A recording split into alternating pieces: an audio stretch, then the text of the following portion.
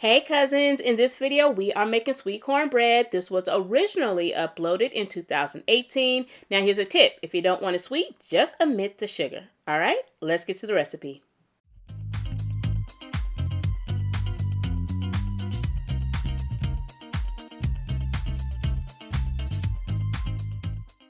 Hey friends, it's Rosie from iHeartRecipes.com and I'm going to show you how to make my favorite southern sweet cornbread recipe.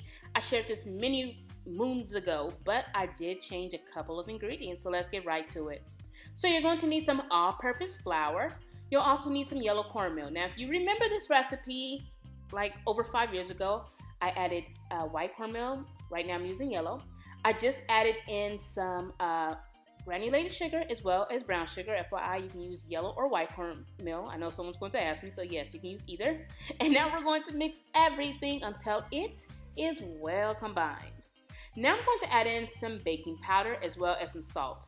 Now for some of the observant people, you're going to see down in the corner that I have some baking soda right there. I did not use it. That was for another recipe, so don't get it twisted. No baking soda is needed. You'll need some medium-sized eggs. I use 4 for this recipe. And you'll also need some milk. I use regular whole milk. Now we're going to add in some vegetable oil. FYI, I use canola. If you want to use a different vegetable oil, you can.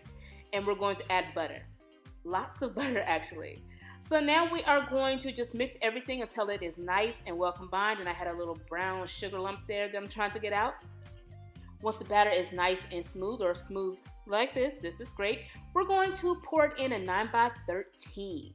Now, don't forget to oil your 9x13, and FYI, if you want the exact measurements for this recipe, be sure to visit my blog, iHeartRecipes.com. You can print it out, and while you're on my blog, make sure that you subscribe to my mailing list so you can get my recipes via email.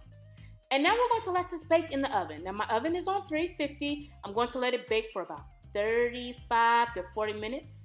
And when it comes out, this is the finished look.